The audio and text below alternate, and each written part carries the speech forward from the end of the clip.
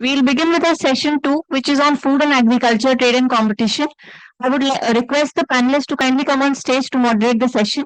The first panelist we have is Mr. Bonikel, former chairperson, South Africa Competition Commission. Mr. Mahmoud Mumtaz, Competition Enforcement and Food Sector, Chairman, Egyptian Competition Authority. Mr. Andriy, dealing with competition concerns in the food and agriculture sector in Russia, Deputy Head, Federal Anti-Monopoly Services, Russia. Then we have Mr. Alexei, Causes and Consequences of Price Volatility in Global Food Markets, Director, BRICS Competition Law and Policy Center. Miss Dinah, Industrial Policy, Competition and Trade in Food and Agriculture, Associate Professor, Sciences, Law School. Mr. Sachin Kumar Sharma, Agriculture Subsidies and Trade Distortion, Associate Professor, Center for WTO Studies. And finally, we have Mr. Claudio, Competition Policy and Global Food Value Chain, Lecturer, School of Law, University of Aberdeen. He'll be joining us virtually. Thank you. Thank you very much. Good evening. The panel has been introduced. I've been introduced. Thanks very much for inviting us. We are doing the last panel of the day, probably the most important, dealing with food, the most, the base of in Maslow's hierarchy of needs. Ladies and gentlemen, are you hungry? Let's get this done because there's food after this food panel. I think I want to start this by acknowledging the work that was done by the BRICS competition authorities. I think we did a study on food value chains, published 2018, I think, and 2017. Really behind the work of the authorities was the BRICS Competition Center. Alexei, I think there was also Yanis Ilianos who was involved in that. Really a comprehensive kind of study of the challenges in the value chain, especially focusing on the role that competition policy could play in these socially sensitive markets. What happened since then? Well, we've had COVID, I think, is the biggest global issue, which did impact on availability of food, affordability of food. In South Africa, at least, I don't know about many other countries, we had the rich buying out all the food in anticipation of the lockdowns, and there was a need to intervene and start kind of food rationing and not allowing people to buy everything because they could not afford, and others left with nothing. We've also seen after that, unfortunately, the war in Ukraine, which has directly impacted on food prices, with grain being most affected. We've also seen some factor that is still raging of food inflation. I don't know now, we know exactly where this comes from. It's quite persistent. Probably some of the factors I've mentioned are still at play.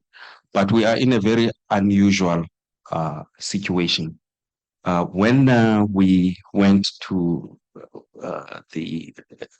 I used to be the vice chair of the ICN, and I got a sense that my colleagues at the ICN were more concerned about energy prices than anything else. And I always lamented the fact that, you know, the developed world doesn't want to discuss food prices, probably because there is enough food, I don't know, or people can afford. Even now, if this was a debate in the OECD, it probably would be, the most burning topic would be energy crisis. And I'm not saying energy is not important for developing for the developing world. I'm very glad that CUTS has put this topic forward as one of the key ones. So, and I've got an outstanding panel to discuss this. I must not take much of their time. I suggest, ladies and gentlemen, that I go to the order of what appears in the program. And if you want more time, and I would love to have a debate, we could maybe have 5 minutes for a start. Because if you want to take your 10 minutes now, you can do that. But I think it would be nice if you take 5 minutes so that we have a little bit of a debate in the end. So when you start speaking, you must say 5 or 10, depending on whether you want to come back. Mahmoud, I'm going to start with you. Of course, Egypt it does grow food on its own, but we also know that it's heavily dependent on imports. It's a desert, after all, most of it. How have things panned out in Egypt, and most importantly, how has this affected the competition authority?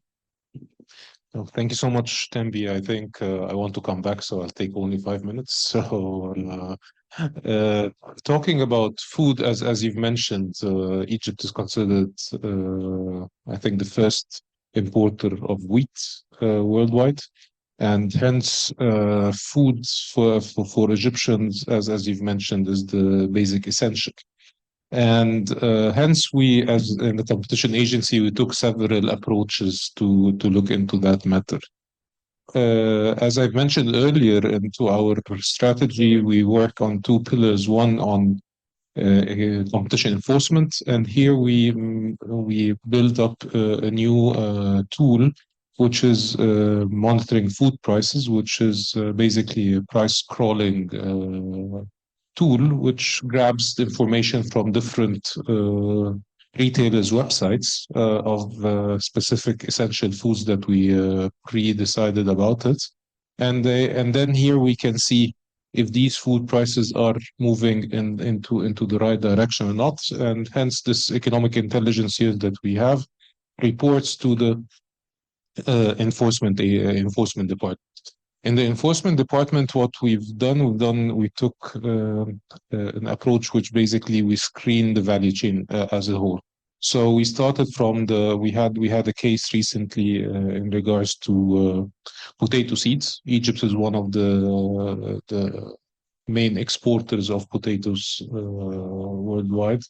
And here we found out an abuse of dominance case in the wheat potatoes. Also, we found out cartel in the fertilizers markets, one into the production and another one into the distribution of fertilizers. So, and then afterwards we moved down to the chain to look into the food price itself. But as many of our of competition agencies worldwide, the informality of markets makes it harder when you go down the chain. And hence we also looking currently into several cases. One of bid rigging case that might be published soon, and another one also in the food market that we're going to be entering for a decision to the board. So that's on that side. On the other side is basically how to make markets more competitive, and here we look into the legislations and the decrees of that manages the food sector, starting from the importing or growing or distribution and so on. Hence, to find out the bottlenecks, and identifying the bottlenecks would enhance the market structure, market dynamics to take place, and hence we can see lowering of prices. What also we've seen in the recent years, I would say, greedflation, which is became more precisely. In another case, we found out that the overcharges of certain goods went up to 80%.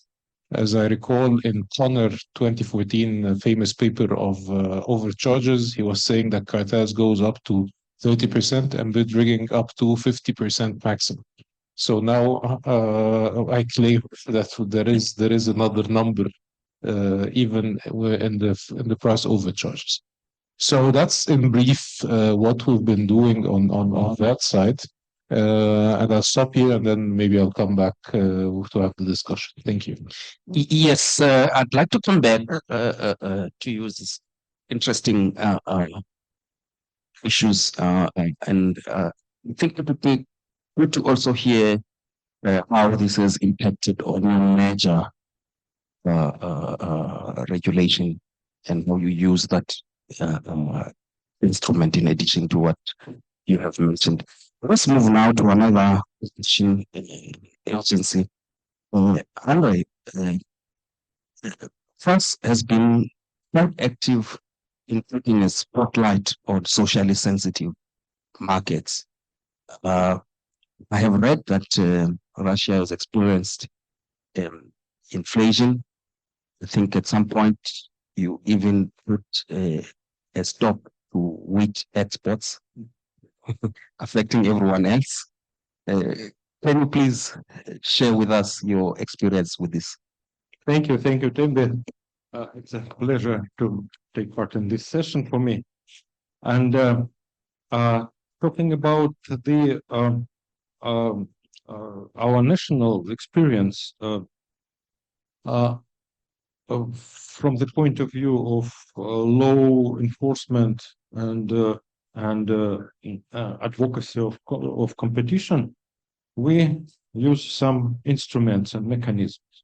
They are following. First of all, of course, it's anti-monopoly regulation.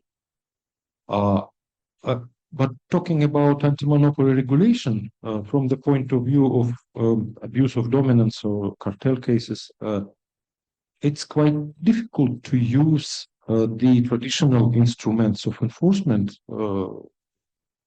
on the food and agro markets, because these markets in Russia are low concentrated ones.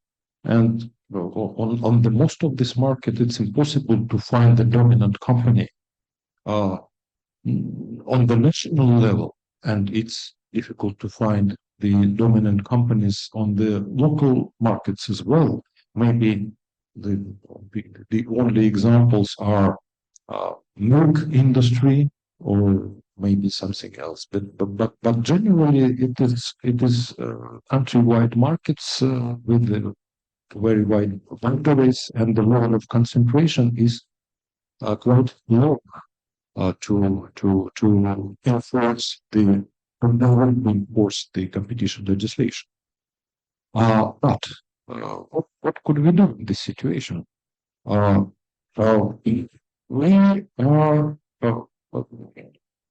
We start to use widely the ways of soft law tools implementation, such as issuing the warnings to the market participants that want to signaling about price rising, such as developing the ideas of self-regulation of market participants on the base of socially responsible behavior. And yes, it works. It works even on low concentrated market. It helps us to have the prices stable. Because, for instance, many Russian fertilizers companies, as well as producers of some agricultural commodities, as well as retail chains, make some steps for socially responsible behavior and try to minimize their markups, and it leads to affordability of food for all Russian citizens. One more very important way of development of competition and stabilizing on the markets is the development of commodity exchange. Of course, first steps for development of commodity exchange trade were oil, gas, and coal, and some other commodities. But now we started to trade on the retail, on the commodity exchange, such commodities as sugar, right, vegetable oil, and so on and so forth. And it's very important for stabilizing the prices to guarantee the normal trading process and to stabilize the value chains in the sector, as well as to rate the national price indicators for these commodities. That is very important for the general stabilization of situation on the market as well. And I stop here because I want to talk about some other things. Yes. Okay. I'm happy to do that. I'm going to take you off script a little bit when you come back. I want you to share with us whether the sanctions against Russia have had any impact all on this. How do you see that? You come back. I think it's Alexei next. He's got some slides. You're going to take your 5 minutes or your 10 minutes? Can I do a compromise? Take 8? And then a slide comment at the end? Yeah. Yes, 3 1, yeah. I will try to be very quick, although I have plenty of slides, but I will skip them quickly. I don't have a clicker now, so shall I say like next slide, next slide? Okay, so I will start talking. So my presentation is actually about one of the elements of the global value chain, which is essentially trading. And I think trading is important because of one very simple thing. So there is like concealum over there. So I got a clicker. Very nice. Thank you very much. And I have presentation now. Life gets better and better every second. So why it's important? Once again, what's important? Doesn't work. Where shall I? Okay, next slide, please. Next slide. Okay. Why it's important? Actually, the world we live in, it's quite particular. We eat a lot of stuff, but actually where we get our calories is from essentially 3 grains. And those grains, wheat, rice, and corn, they cover up to 90% of all calories humans consume. Next slide, please. Yep. And the world actually getting more and more dependent on what is global trade. It's quite a unique situation actually. Back in the days, we were growing our food, and for instance, in Egypt, people were growing to the new, delta, how do you call it, the area, and then somehow because of the growth of population, but more importantly, because of the change of the global landscape, the legal, economical landscape, people became much more dependent on the trade in food. And with growth population twofold, food trade increased like 6-fold, which is actually quite faster than growth in population. Next slide, please. Take, for instance, Middle East, and Egypt was mentioned, and Mahmoud was presenting in the beginning of this session. Egypt is becoming more and more dependent on importation, not only because of climate change and things like this, but also because of easiness to go into the global market, because mechanisms developed by traders and by the system actually allows countries like Egypt, which are dependent on the importation, get their food actually, like we go to supermarkets, they go to the global market and just buy it from there for parliaments. Next slide, please. But there is one dark side of this story, dark side of this coin, is that green markets become more and more volatile, and volatility is now actually getting to extreme numbers. And some of the reports showing that we are quite for a while in a red zone where volatility reached a point when it becomes really unsustainable. Next slide, please. And if you compare the consumption and production of wheat, for instance, or other main products like corn, this volatility is very clear because consumption and production don't change that rapidly. There is no like bumps or boosts in production or consumption, but there is a lot of booms and busts in prices. Next slide, please. The reason is actually the architecture of what is called global food value chain. And global food value chain is something very often neglected by the competition authorities when they deal with particular markets. Like Andrei was saying, that if you go to one single market, one particular market in the national borders of certain, vegetables or grain, you see that there's a lot of competition going on there. But this, when you see, we have this saying that you don't see the forest behind the trees. So you too much focus on one particular tree, but you don't see how the system operates, how global food value chain operates. And there are many reasons why we don't see it, because it's happening somewhere else, and because the mechanisms are actually below the radars of the authorities when they deal with a particular market. The feature of the global food value chain is that it has two very much concentrated elements, and one which is heavily dispersed, or one is the most dispersed. And dispersed one is farmers. And farmers actually, as an element of the value chain, they kind of squeezed by these two concentrated nodes of the value chain, and that's where actually all the volatility goes. Actually, where all the cost of volatility goes either to farmers or to consumers. Next slide, please. So we see with this, drops, and one happened just, last week on Friday, enormous drop in prices for wheat, which is not, how to say, related to any of macroeconomic factors. Is just a form of behavior of those concentrated nodes, and one which I will talk a little bit more in my presentation is a node related to trade. Next slide, please. Why it's not, as Stanley was saying, it's not a big concern for developed countries, because essentially in developed countries, and here is an example of European Union, consumers are kind of shielded, protected from this volatility, because you see the line in between, in middle, which is a price for final product, which goes to the consumer packet, and this is price for bread, and this price is not that volatile as the price for grain and those incoming resources for production of bread. And that's a big deal, because consumers don't see this volatility. This volatility goes either to farmers or developing countries, producers and consumers. Shall we go first? Next slide, please.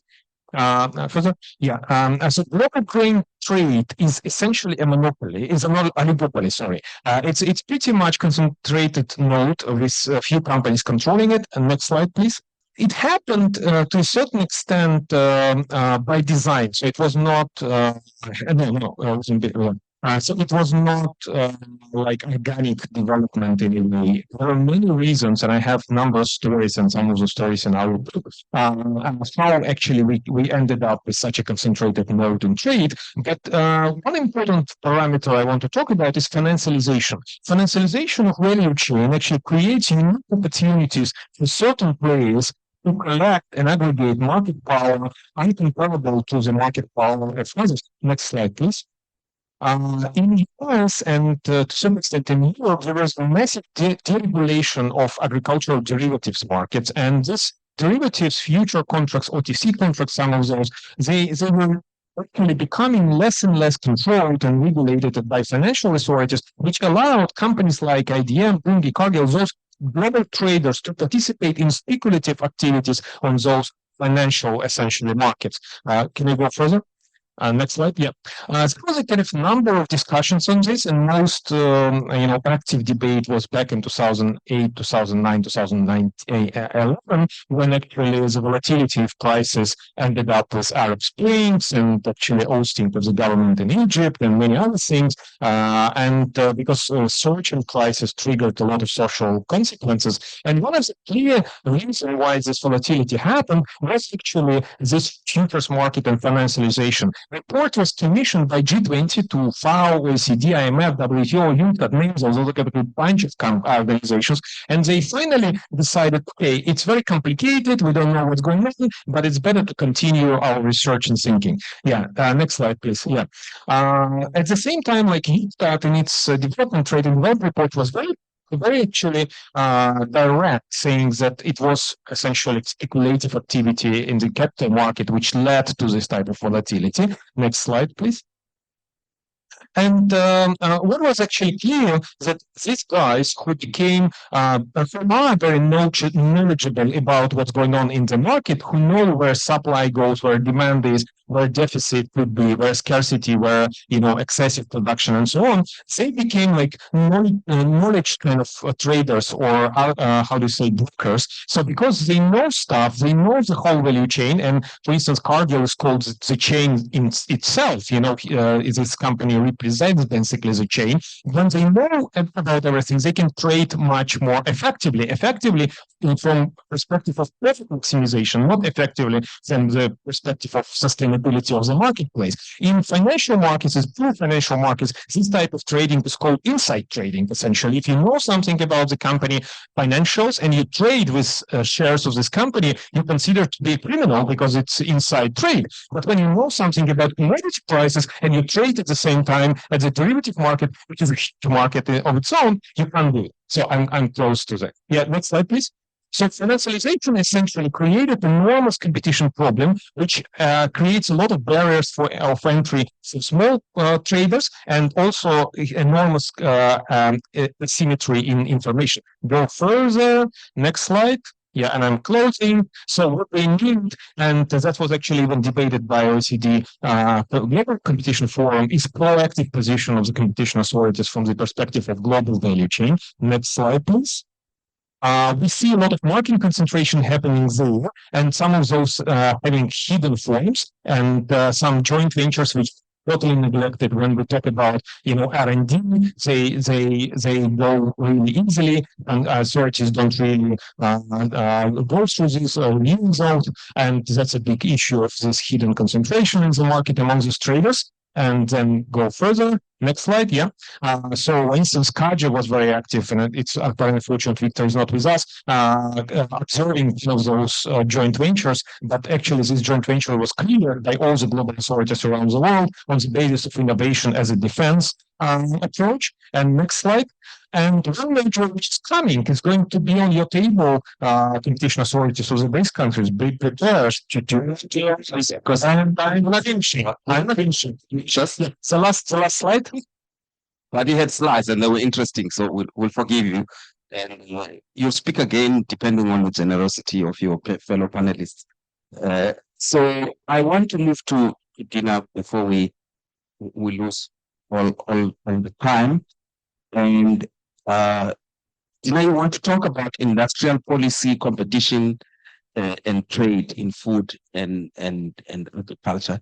I want you to do that. I don't know if you have slides. You're going to take 10 minutes at once or 5? 8.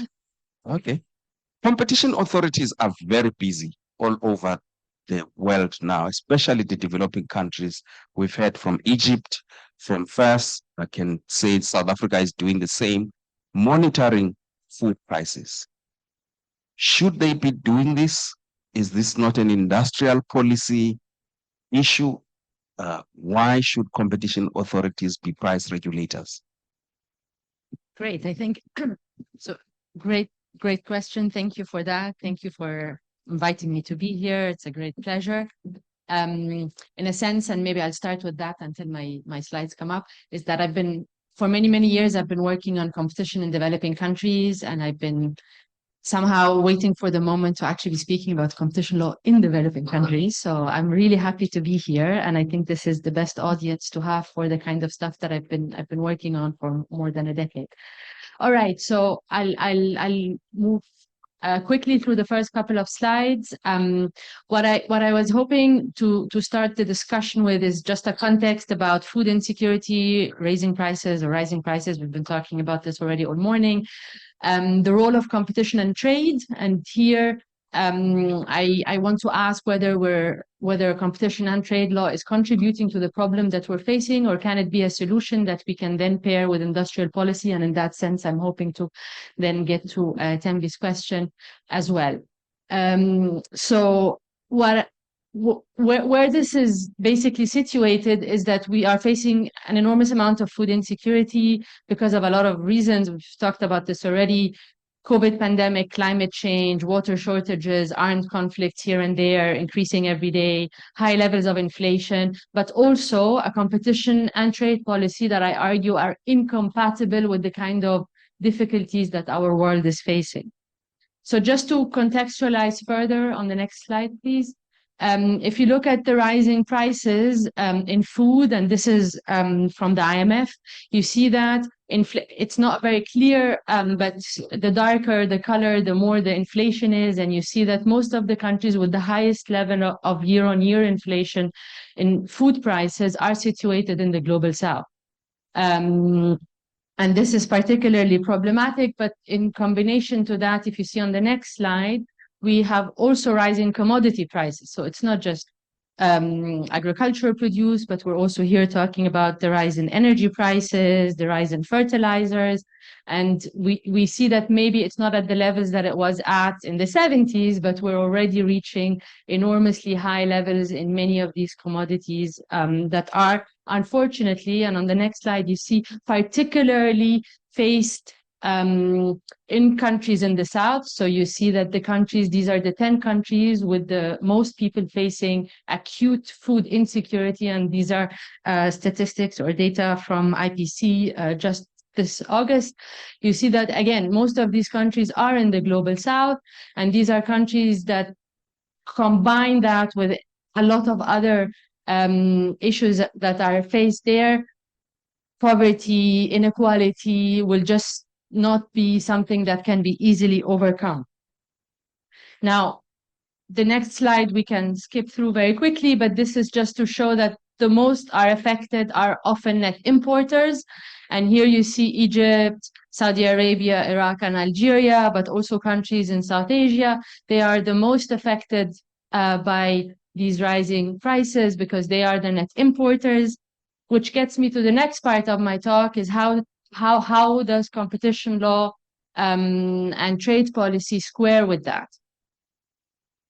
I've personally been occupied with the role of free trade and how international organizations have played a role, maybe not directly, but indirectly, in exacerbating these difficult situations faced in much of the global south. So whether it's the WTO or the agreement on agriculture, but the bound tariffs that are set are the first level limitations that many of these countries face. But more than that, the concept of tariff escalation, where you find that countries will use the tariffs to make it more difficult for countries in the south that have the raw materials to be actually processing these raw materials and then exporting these into countries often in the north. So you see that how the tariffs are used to disfavor countries in the south repeatedly happening under the auspices of many of these international organizations. Now, you see that on the one hand, but on the other hand, and this is just, it's not meant to be read, but it's just to show the extent. These are the export bans of many countries over the past year. And you see that many countries have entered into these export bans to, in one sense, protect their national consumption. So many countries find that they don't have sufficient produce to cover their local consumption. So they end up imposing these export bans that then affect other countries, often countries like the net importers that are dependent on the import of wheat and the import of fertilizers and rice and so on. Now, this is a trade issue that goes hand in hand, and on the next slide you will see goes hand in hand with a competition issue, which is that you see again more and more concentrated markets. And then these are just some of the latest mergers. So over the past maybe 10 years in the food and agriculture, you see that these are huge mergers that have only concentrated the markets further. And I hear we're going to skip over the next one because maybe we're going to come back to it, but already Alexi mentioned the merger, so I'll skip over that. But that's again something that just Reuters a couple of days ago is concluding that this will be finalized in mid-2024. So there is no question mark whether this merger will actually happen or not, knowing that it's still awaiting all the approvals from countries around the world, which is the next slide. And here maybe I'll spend a little bit more time. So this is based on research I did part of my doctoral work, and I completed, or I've been continuing since, with the help of many people here around the room that I've emailed for surveys and data over the years. So what I was collecting here, and that's just a snapshot of a lot of other statistics that I've been working on, is what happens in the developing countries in terms of competition law enforcement.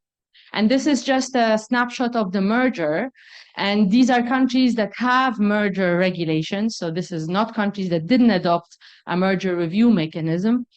And you see here the numbers of the yellow dots in the bottom are the numbers of refused mergers. And the rest are numbers of mergers filed, numbers of mergers requested. And you see that systematically countries across the South approve every single merger that comes to be clear, which asks and poses a lot of questions. Is what happened? Why are these mergers systematically approved? And what also a question of accountability. How can developing countries somehow contribute to markets getting more and more concentrated, and whether they actually do have the power to do anything different? So this is a very complicated question that maybe we can come back to in another discussion. Which gets me to the last part of my talk. So what next? Now that the situation will probably only get worse with climate change, continued armed conflict, heavily relying on imports, more instability here and there, where can we look for a solution? And what I've been working on and trying to articulate from at least a theoretical point of view, maybe less as a practical point of view, and that's on the next slide, is suggestion for what I call an alternative market structure. So what I mean by an alternative market structure is that we should snap out of our obsession with the perfect competition ideal, part of neoclassical economics, and we should think about other ways to do competition law and to think about what our markets should look like. So high there is South-South cooperation. So we need to, not just in trade, but we need to, for example, if mergers need to be stopped and we need to refuse these mergers, then countries in the global South need to coordinate together. Each one on their own will not have the power and the capacity to stop an international global merger on the docket of the authority, but together maybe something can change.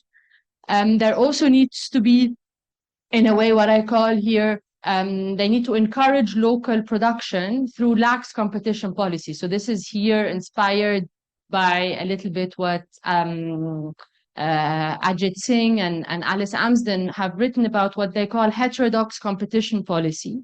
What is meant here is that we need to think, and that has already been mentioned since the morning today, we need to start thinking about competition law as a balance between competition and cooperation.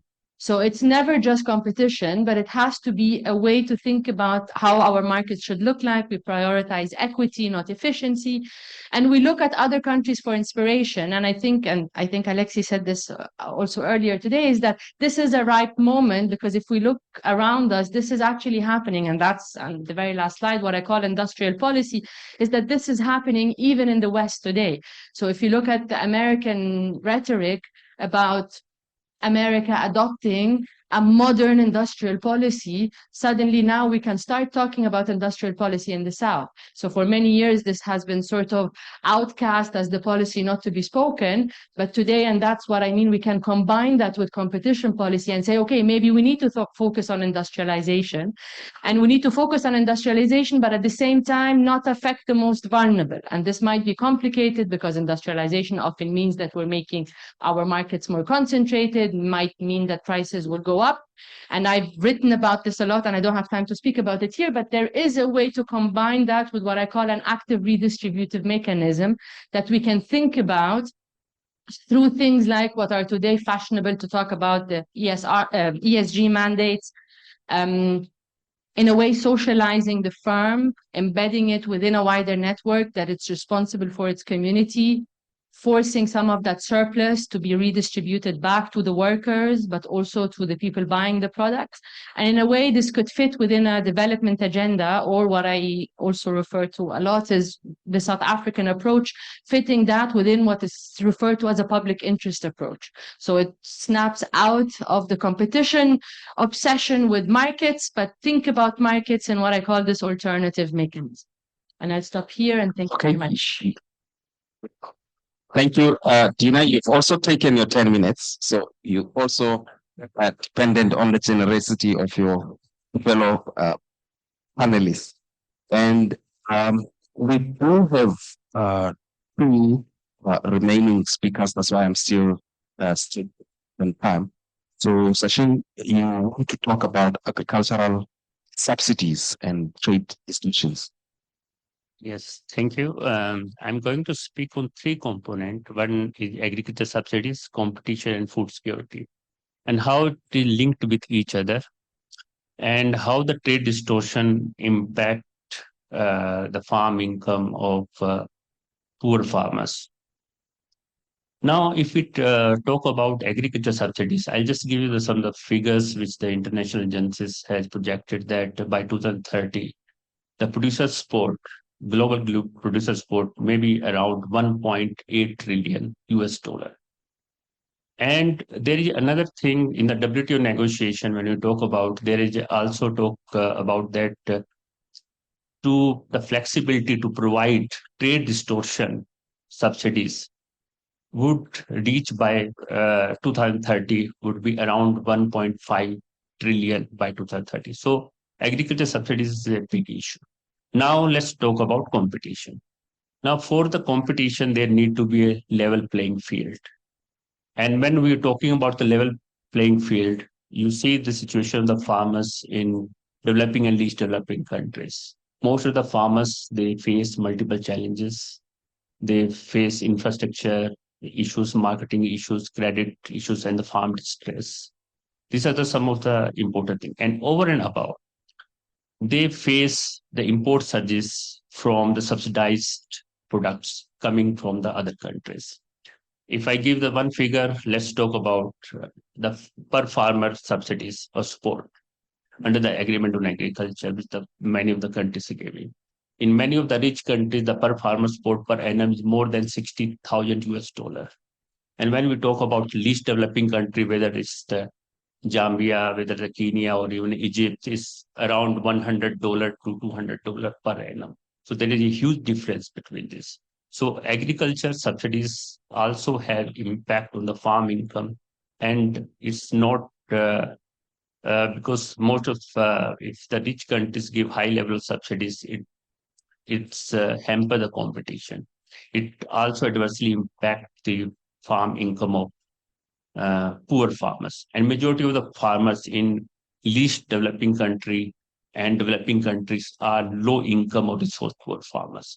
I give the India's figure. In India, the average land holding size is just 1.08 hectares, and our 99.45% farmers have land holding less than 10 hectares. And this is not unique situation to the India. You go to the South Africa, you go to Zambia, you go to Kenya or any African country to find this kind of situation. Now let's about the competition. Now they talk about disciplining the agriculture subsidies in the WTO negotiations. And you will surprised to know that how these rules are made under the WTO. If a rich country give 100% subsidy to rice or corn, then it's allowed. But if India, if Egypt, or if South Africa give more than 10% of value of production, then the rules say that no, you are trade distorting. So rules are not fair at all at the WTO, and we need to change those rules if we're talking about the competition. Then the second thing is that under the WTO, many of the least developing country and developing country can give investment subsidy under the development box. And the type of negotiation at the moment in the WTO going on, this flexibility is trying to cap. So whatever the little support the developing country, least developing country can give, the WTO rules can make these rules in favor of rich farmers and the rich countries. And there is no special and differential treatment we are talking about. And we are not talking about survival of the fittest. It's the survival of the fattest. That's what we are talking about in the WTO negotiation. And the next thing, now come to the food security. How we food security ensure, in short, let's take the example of India. In India, we have National Food Security Act 2013. The government of India had providing annually 800 million people subsidized food grains, free of food grains. And during the COVID time, India has given these subsidized food grains to the poor people. Just imagine that if in case of India, India had not have the public stocks, and if large country like India had entered in the international market to procure food grains, what will have the implication for the least developing country and the developing countries? And I give the example, in India, we have providing the price support, and it's not unique. In Indonesia, Zambia, Kenya, there are so many countries, even China, there are so many countries who are giving the price support. Even Egypt is also giving this price support. And if I talk about the rules, you know, you will surprise, you will start laughing. What's the rules? I can take the case of the Egypt. In the case of Egypt, if a farmers is getting a price support of $5 only for 1 ton, 1,000 kg, if we're getting more than $5, then we called it subsidies. From where in this world, in $5, you can get 1,000 kg of wheat? I don't know where, but these rules are there. And we need to change these rules. We need to protect the interest of the farmers. We also have to see that we ensure the food security of the poor and the vulnerable section of the society. And I will say one thing, that one can't tread the path of trade on an empty stomach. And we need to have public stockholding programs. We need to protect the low income and social poor farmers. And if we're talking about competition, first of all, let's have level playing field. Thank you. Thank you very much. You kept within time. You squandered well 10 minutes. It's good. Yeah. And you did well. And then we are going to go to Claudia. Claudia is joining us. Please, I hope you've been listening to the discussion, and you know, your topic is quite broad. So you can decide whether you want to take all your 10 minutes since you are online, or you want to be more engaged in the debate, in which case you can take 5 or a little bit more than that. Okay, thank you very much. Actually, I first of all, thank you very much for inviting me. And I was too also more quite ambitious in preparing my slides that I'm going to share in a moment with you. I hope you can see my slides now on the screen. Can you? I hope you can see. So what I'm going to do is to focus on a specific type of global value chain, which is the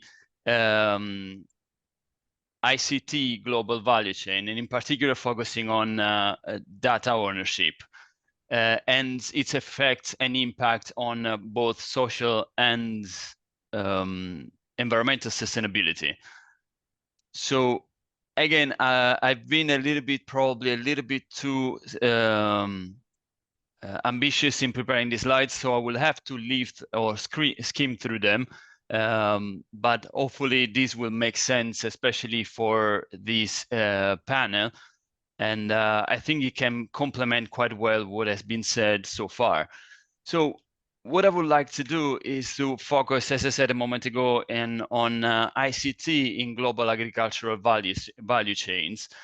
And because there has been a lot of rhetoric, and not only rhetoric, but focus in particular on the positive aspects of ICT in global value chains, in particular highlighting that data-driven agriculture can enable more sustainable farming practices and more efficient farming practices. And this is absolutely true because it's been boasted by a number of studies and empirical studies as well. And what do we talk about though when we talk about farm data, in particular agricultural data, is mostly by the literature divided into 3 different types of data. It can be farm data that is collected by using farm sensors and machines or directly by farmers. Complementary data that includes weather, satellite, and other environmental data, and proprietary data that that consists of performance information, mostly gathered by agricultural inputs producers. Now, the governments and international organizations have mostly focused on the potential or on the potential positive effects that these high precision agriculture can have on both social and environmental sustainability, and we have seen that they have also started investing heavily in this field in terms of actual investments, but also in terms of regulation. We see both international and regional and local regulation going indeed in this direction. We can mention some, for example, the United Nations Convention on Biological Diversity, the Camden Declaration, the Cartagena Protocol, but also, for example, at regional level, the EU Common Agricultural Policy. They all emphasize the same principles. However, let's take a quick look at what's happening actually at market level and what this might mean for the development of this sector at global level. So we know that from the limited data that we have at the moment, that input producers such as Bayer, BASF, and Dow DuPont have access to large proprietary data, and actually through both vertical integration and specific agreement with third party, they have also acquired large amounts of third-party data. There is a certain amount of potentiality for tech giants such as Amazon, Microsoft, and Cisco Systems to enter this sector. However, at the moment, they apparently have only a very small share of this market. The remaining part being owned by machinery producers, in particular John Deere, who has invested mostly though on a very specific segment of this market data. Now, what does it mean for global markets and developing economies in particular? Well, for global markets, it means that there is a problem of data ownership and fragmentation of this data, because as we've seen, there are 3 main types of data. Only some of these players are able to combine these data silos together. For the global economy, this means also that this data is not only concentrated in certain industries, but also in certain parts of the world, thus putting at a disadvantage, in particular, the developing economies that, according to some two UN studies, they often already nowadays contribute only to low-value work to the global data economy, in particular in the agricultural sector, for example, contributing only to labeling tasks. And let's take a better look, though, at what can be the consequence for global markets, in particular in the agricultural sector. Because according to some meta studies, the primary objective of data owners in using their data is apparently about increasing production. And the same findings actually can be found in the competition law case of the DG Comp in Europe in the merger Bayer and Monsanto, where the Director General of Competition, the European Commission, advanced the same warning, saying that the input producers may want to either prevent or slow the or actually reverse the effects of some of the efficiency effects of high precision agriculture, namely the reduction in use of inputs as one of the efficiencies, right? Because they are selling these inputs. So what other problems are visible here from an antitrust perspective? Well, first and foremost, these negative impact on sustainability, social and environmental sustainability may be the result of abuses of power. However, we don't have enough evidence, that's why the question mark, to really to flesh out a full-fledged theory of harm here. That's why I have here different hypotheses. One of them could be a refusal to deal if any other third party requires access to this bundle data. However, at least according to EU competition law, farmers do not seem to be able to request access based on the case law that we have in Europe at the moment. Third parties instead might be able to do so. For example, third parties that want to train algorithms in order to provide services that are either in competition or in a different market from the one of the data owner. Other possible theories of harm are tie-in and bundling, exclusionary effect of data combination, degradation of quality, lock-in and high switching costs. And last but not least, probably the issue that more easily could be provision that more easily could be triggered by farmers could be the one on abuse of economic or superior bargaining power, in particular from the perspective of abuse of economic dependence or technological dependence. However, unfortunately, I don't think I have time to linger on these points any further. So please, I will just conclude here. What I wanted to say today is that there is a disparity in value creation generated by this concentration in data ownership in high precision agriculture. This can only be exacerbated over time given the trends that we are observing today. And this imbalance, or this results also in an imbalance in power distribution that seems to suggest that the sustainability objectives set by the law will only be reversed or anyway prevented by these by the misaligned incentives that we observe in this very highly concentrated industry.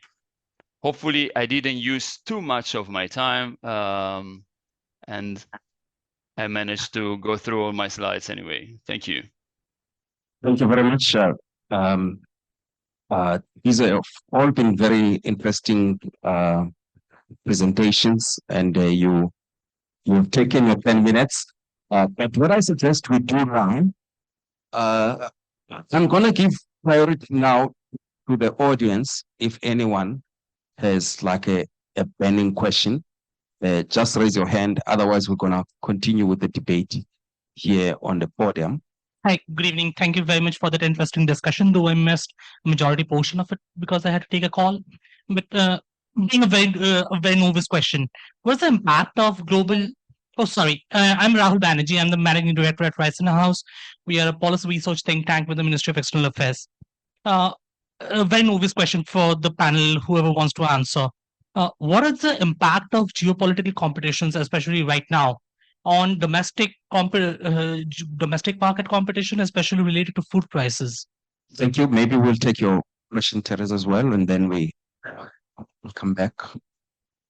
Thank you. Well, I'm Teresa Moreira. It's more of a comment.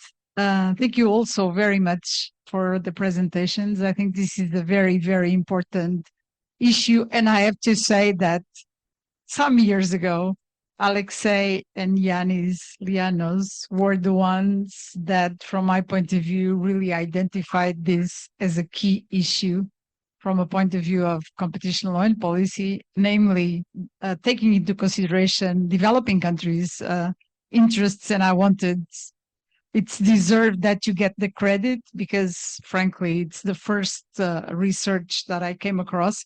But I wanted just to mention that because UNCTAD, my organization, as I mentioned, deals with international trade and development and is focused on assisting developing countries, we have been working, we meaning not the competition and consumer policies branch, but colleagues from my division, which encompasses the commodities branch, the trading systems and the trade agreements branch, to a point that at the end of 2020, we made a pledge on the right to food of citizens of developing countries. So this has been very much on the agenda, of course, not necessarily from a competition law and policy point of view, but I think it's really something very interesting and timely. And it was because of our work to the UN Global Crisis Response Group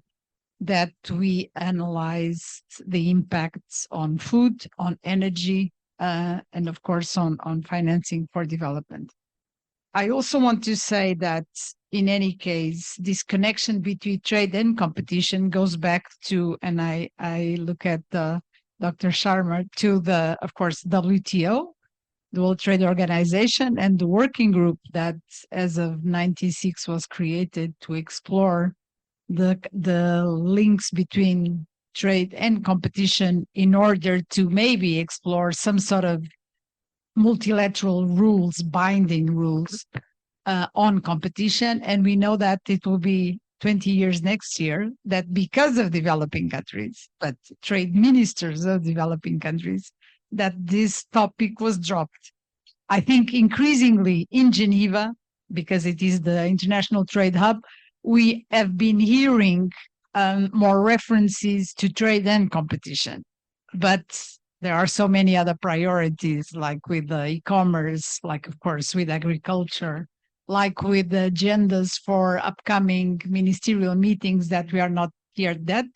But, and I will end here, I just wanted to mention that this really makes a very strong case to the need that I think we all share, the need of really having a combination of public policies. So putting problems, challenges, issues, solutions in a wider context, both for developing and developing countries. And tell me, if last year the OECD might not be interested in food, this year all European countries were very seriously hit by the hikes of food prices. Thank you.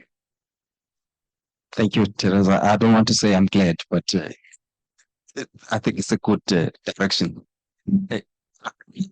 You have to promise that you're going to go straight for your question, otherwise we Exactly. I still owe people sometimes. Alan Asher from Fairer Future.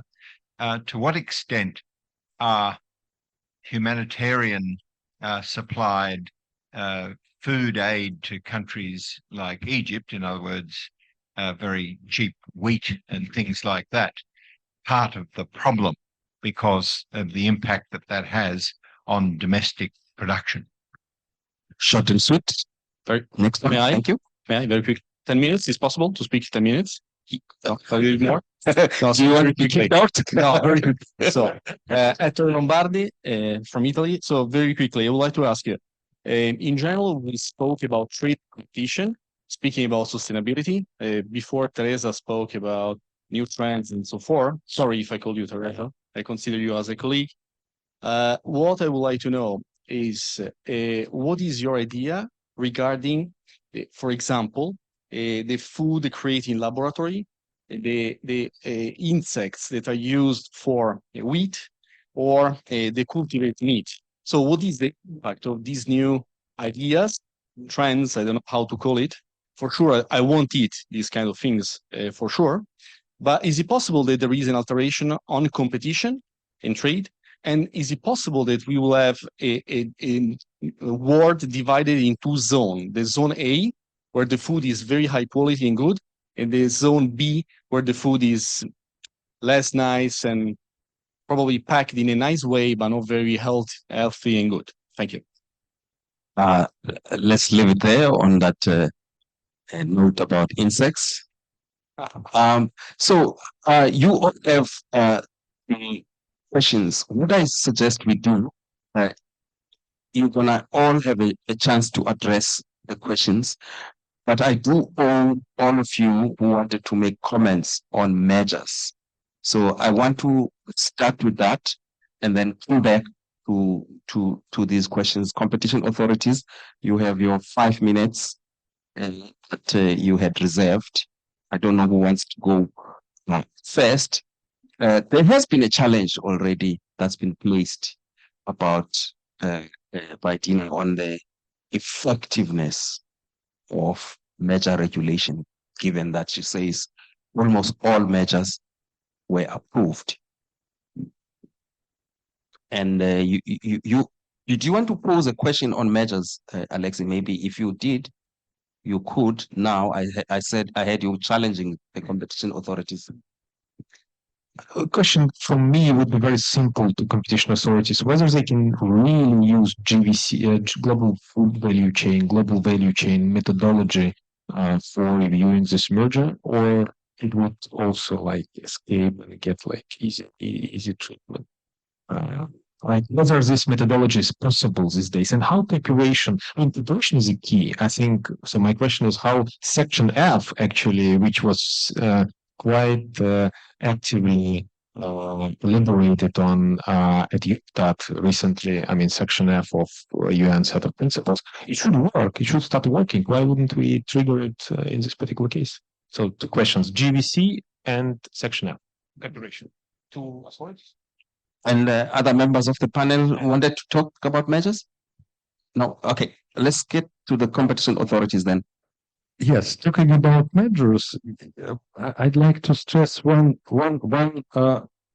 very important thing from my point of view, and went back to on 6 or 7 years ago, when we started the first food and agriculture report of BRICS working group on food,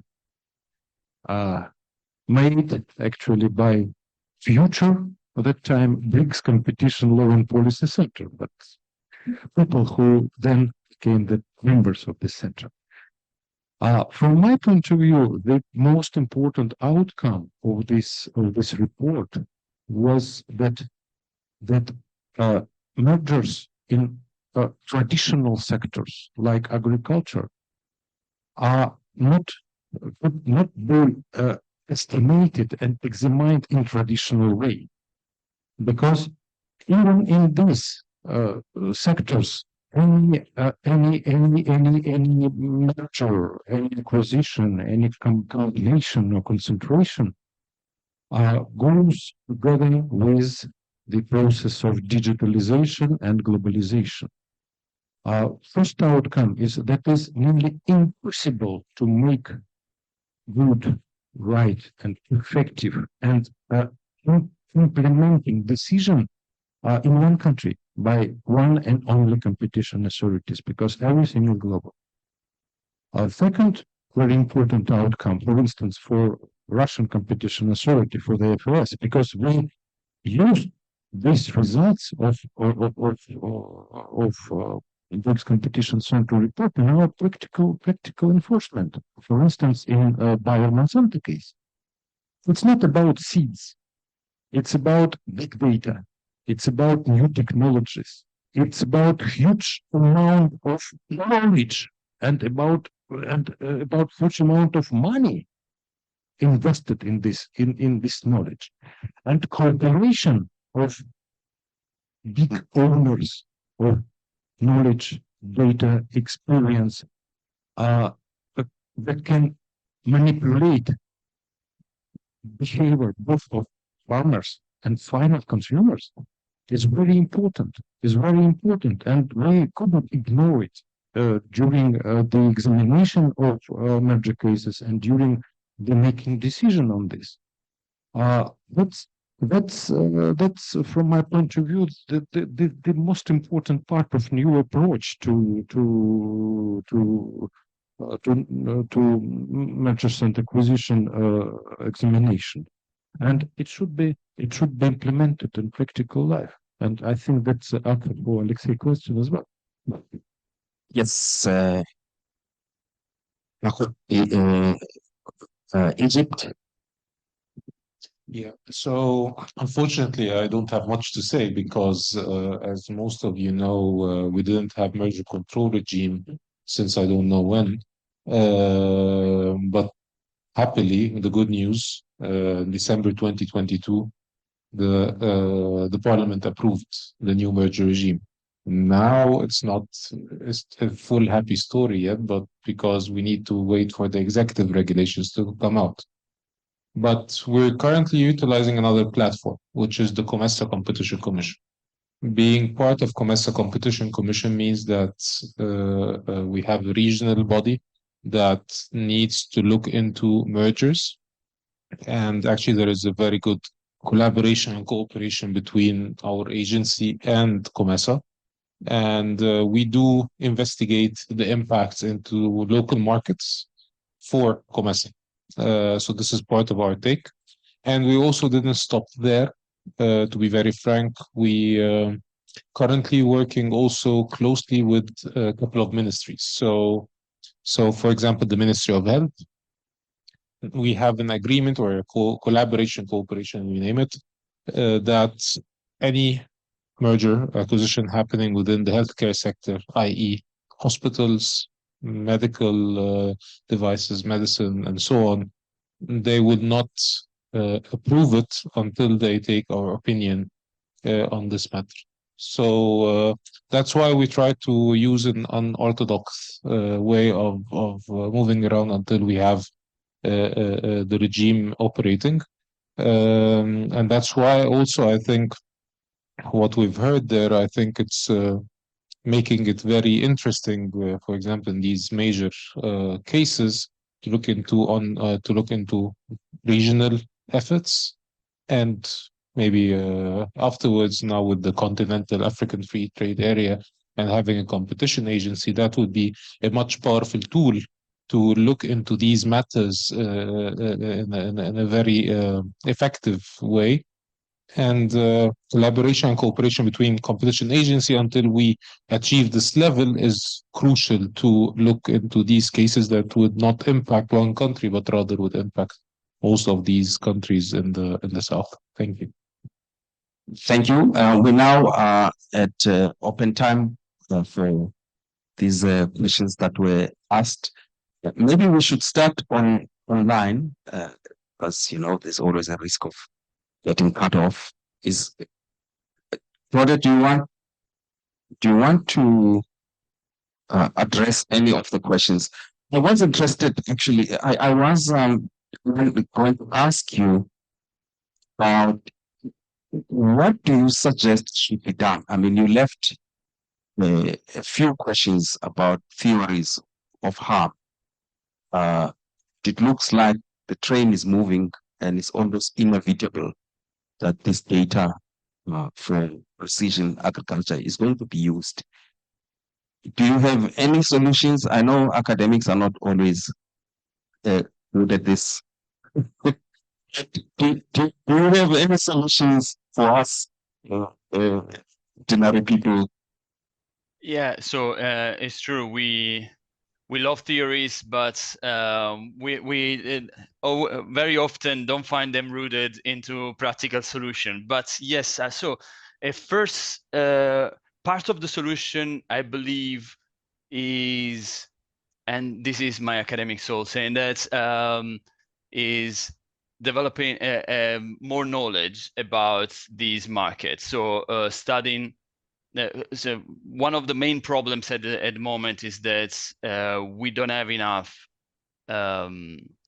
information about these markets, and so most is left to data that has been gathered in just a couple of cases that didn't even have these agricultural data as a main focus.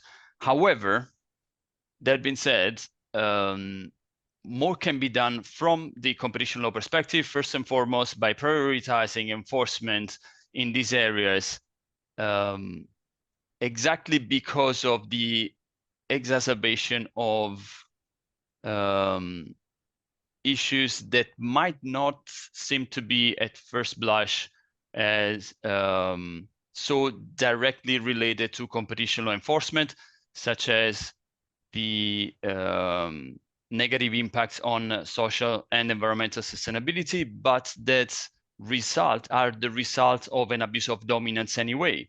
So I'm referring, for example, to a refusal to deal that might, for example, that might result in a less efficient utilization of resources that thus leads to an increase in use of inputs, for example, of production, seeds or pesticides, right? So if this abuse of dominance leads to these results, then we can assume that it could be prioritized by antitrust authorities, not only on the basis of the fact that it's a possible abuse of dominance, but also because it prevents the government from reaching these sustainability goals. So, but then also all the other theories of harm could be used. Another thing that we haven't seen yet is how these problems could be prevented or could be counteracted to a certain extent by ex-ante regulation. So there has been a lot of research on data access. However, data access has limited use when it comes to preventing the problems that I don't want to re-summarize them, but all the problems that I mentioned in my presentation. So what about instead of utilizing DMA-like, for example, solutions? This could be an idea to prevent abuses of power related to these high concentration of data sets in the hands of really a handful of players. And last but not least, abuse of superior bargaining power, that though we find in very few countries when it comes to, in particular, abuse of technological dependence. Great, thank you. I like that solutions mandated approach. We're gonna have to also close here, so I'm gonna give you a chance to answer the questions and say your last word, Tina, first. I actually did want to ask you as well about, what you think is the instrument. There's a lot of talk about competition and obviously competition authorities. There's also talk about trade. And I have this question: what instrument should be used? Of course, please do, if you would like to answer all the questions that were asked from the audience. So I think I limit myself to the question that you also asked me earlier. And I think it relates to the instrument question in the sense that should competition authority be actually monitoring the prices? Should they be involved in price setting? And I think yes. So I think my answer is yes, and it's because of the things I said, is I don't think we can disentangle on the one hand trade and on the other hand competition policy from an overarching development policy, industrial policy, or public interest orientation. I think it all fits together. And I think that, in my opinion, and I'm always criticized by people who say, well, competition law is about competition and about markets. And I think since it's a regulation about organizing the market, it's so malleable that it can be about everything else as well. So I think it just needs to, you can frame it whatever, you can call it consumer welfare, you can call it equity, you can call it public interest. I think the broader our terms is, the more we're giving these authorities the instruments to address what it is that they want to address. And I think in the global south and developing countries, what we need to address are issues around poverty, about access, about exclusion, about free distribution. And all these things can be addressed through competition law, whether we look at it from a merger perspective, active enforcement against international, multinational mergers that affect the markets, but maybe sometimes sheltering local mergers that will have export potential. So there has to always be a balance. Sometimes I call it selective enforcement. So there has to be this balance that these competition authorities basically have the tools to organize the market, and in organizing the market, they can do all of that. Let's stop here. Maybe it's logical that we come to you, Dr. Sharma. What, you can answer the questions, of course, but I'm interested on, you say this problem must be solved. Who must solve it? See that if you're talking about my intervention about what is the problem need to be solved, the specific thing what I was talking about, the WTO rules need to be changed, and who will solve is all the countries who are facing the constraint to support their farmers or ensuring the food security. And that's why more than 80 countries had tabled a proposal, including South Africa, at the WTO for a permanent solution for the food security. So we countries come together and need to change to make trade in real sense fair. And about, yes, shall I talk about, yes, there are two specific questions were there. I think if I get it correctly, one was that impact of geopolitical tension on the international food prices on the domestic prices, if I am right. So yes, it was a huge impact on the domestic prices, not only in India, but many other countries as well. There are few slides were there where Argentina prices have increased. There are a lot of other countries already we mentioned, because already the through trade, the whole agriculture markets are interrelated, they are integrated. So it has implications in the one country's trade measure or sport measure has implication in other countries as well. The second question was about the Egypt. Shall I give answer? Okay. The answer was that the question was that whether how the cheap food has impact on the farm income of Egypt. So there are two things are there. There are many countries who are net food importing countries. They are importing food grains. But they also, if you see the agriculture policy of this country, they also wanted to some extent the self-sufficiency in the food production as well. So for this, when there may be an impact of the food when we are importing it, but to support the farmers, that's why the countries are implementing different kind of support measures, including price support. And that's what the Egypt government are also giving the price support. They are implementing, they announce a target price, and to shield the farmers from the losses, they are procuring from the farmers to help them. And also through other measures like general services, infrastructure, and besides trade measure also. Thank you. Thank you. Yes, Egypt is here. No, actually, it's correct. I mean, what have been said. No, I'm interested actually on the insect part. Yeah, please go ahead. So actually, 15 years ago, when one can tell me that Egyptians, for example, would eat imported meat, I would not. It was not accepted. People feel that this is great kind of thing. I want to eat local meats, and also chicken, for example, looking into it in a way, frozen chicken was not accepted. But after swine flu, everybody was forced to eat kind of frozen chicken. So from this experience, I would say it might happen clearly. So maybe now we're saying that, but maybe after 15, 20 years, that would be not the case. And again, I mean, when we talk about importation, I think in Egypt, I would say we like it or not, we'll still be importing grains because the amount of population increase is still continuing, and the amount of water and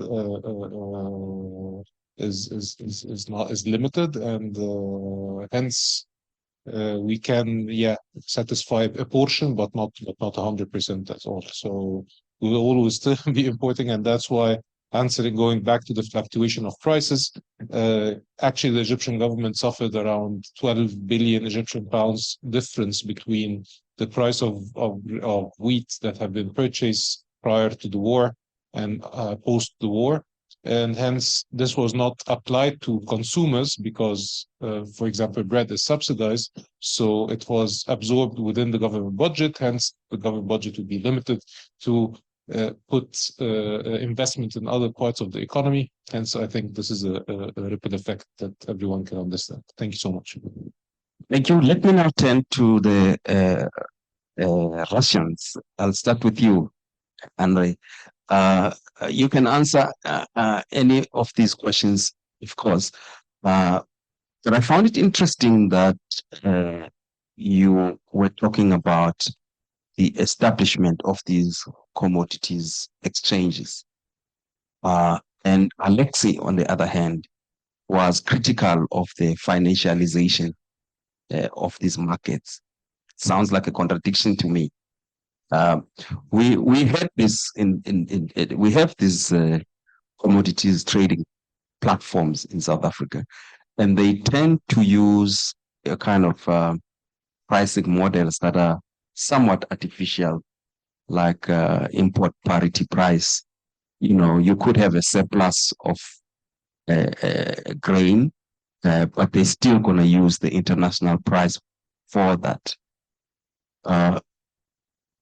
How do you resolve this problem in an exchange environment? Thank you for your question. And you just mentioned the answer. The idea is to unbundle the local prices from the world prices on the same commodities, because now the Russian market in such a strange situation, yes, that is partly separated from the world market, and we strictly need for local price indices and special forms of maintaining and calculating the fair price on the local market of Russia. And that's one of the reasons why we in the process of development of the exchange trade in our country. And it seems to me that it's not a contradiction, because a lot of things are depending on the rules of trade on exchange. And as Alexei talked, that the situation of financialization and of the exchange trade in the United States, for instance, partly is a result of the rules of trade on this market. It part is the result of lack of control from the side of governmental authorities responsible for financial market functions on the situation. Thank you. I'm still suspicious of these trading platforms. How can you have a trading platform without traders? How can you have traders without speculation? We have to move on. So we have traders, we have producers, we have intermediaries, we have dealers, we have normal structure of internal market in Russia. All participants necessary for normal functionings of exchange trade. You don't like financialization, so I think you can respond to this. And of course, any other question you want to from the floor. But you were one of the prime movers for us focusing on this topic. What's next? Thank you, Timby. And if you allow me like 30 seconds to follow up what Andrei was saying, I think the nuances do matter in the way how you design exchanges, how you design this type of trading platforms. And it's interesting that in the food sector, we still, have a kind of market organized on the basis of the principles of the 19th century kind of, style of trade. There is a lot of manipulation, which are kind of financial innovations of the 21st century. So it's like a marriage of the two sort of worse features of two worlds. Sort of, they took the worst from the traditional kind of commodity trade back in 19th century and added, modern, super fancy things like derivative contracts and, all the speculative mechanisms. And they didn't try to make it really sustainable and balanced. So that's why, but these markets, this kind of financial platforms they use, Chicago, Paris-based platforms, they super dominant in the global trade. Like we trade wheat from port of Novorossiysk to Alexandria, and we use the base as a basis, Chicago price. I mean, how reasonable is this? And the reason is because this market is hugely globalized, and this is a reply to a question of the gentleman who works for Ministry of Foreign Affairs, if I understood correctly, or something related to this ministry. Globalization has an enormous impact now on food production, and it comes from several, domains, and one of those is actually this financialization, globalization of trade as such, because it became like interesting area for financial capital accumulation. But another parameter, another domain is actually what Tony was asking about insects and new technologies. We are living in a world of really biotechnology produced food. So we already there. So most of the food on our plates, on our tables, are biotechnology kind of related products, with enormous influence of green revolution happened back in the 60s. And then there were it was evolving. We reached to the point when it's actually other forms of production less sustainable. And I think many of the countries and region-wise, like many of the social groups, they do live in the constant malnutrition type of, manner. So they do get calories, but they don't get all the nutrients necessary, like vitamins and so on. They don't really have diversity. They don't have really taste. And actually, not only and even not mostly developing countries. It's interesting that if you take like a super developed countries like United States, they have terrible vegetables like there is a very nice book called Tomato Land about how monopolies in production of vegetables like tomato who monopolized the market of tomato production and distribution in the United States, really degraded the quality of the vegetables. So back in the 60s, you had like nice tomatoes, several varieties, very good taste and so on. And now it's impossible to eat. I mean, it's like plastic. And the reason is market concentration and technological advance, which makes it cheaper. But this is kind of unsustainable, one-sided type of development. So they developed technology which increased productivity, yields, and stuff, but didn't really invest in other, qualities. And because of the monopolistic market power they had, they enjoyed, they managed to basically, persuade people to buy this tomato. It's actually it's a form of manipulation, like nudging slowly but steadily, and people found themselves. There was a generation of Americans who don't know how tomato tastes, properly.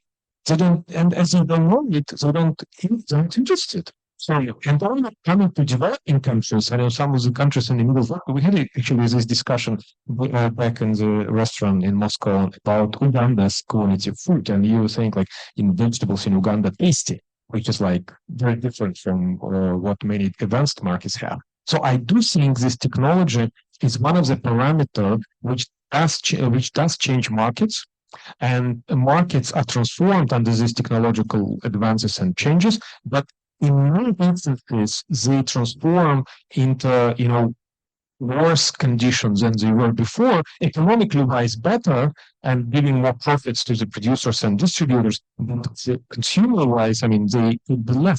That's where the role of competition authorities would be, very important. Think about sustainable development of the market, sustainable development of technological advances. And that was very clear in the Diamond Center case when competition authorities for the first time started to debate how innovation would be organized after the merger. Because merger led to the lack of diversity in innovation processes. So innovation was less diverse, and so the farmers became dependent on a single type product. So of certain certain vision about seeds, about agrochemicals, and so on. So I think when authorities start to think more about diversity in a way technology develops, in a way innovation evolves, in a way consumers are served, and really embraces diversity and sustainable development goals, that will be much better world where we wouldn't be forced to eat insects, because our planet can feed us all. I mean, we just don't use our resources properly. We don't, and to a certain extent, we don't actually distribute them properly. So we have enough land and resources to feed ourselves, but there is a lot of benefits out of bottlenecks and shortcomings. And the shortcomings and bottlenecks are heavily utilized by those who have market power, because they're interested in the existence of those bottlenecks. So that's our work, our job, competition authorities, to overcome this. Ladies and gentlemen, this topic can never end, and I think there are various platforms to take it forward. Teresa, by the way, UNCTAD is also quite important for this type of debates, and I know that you've been promoting that. So I think we're looking forward to continuously engage. It's been a terrific panel. Please give them a round of applause.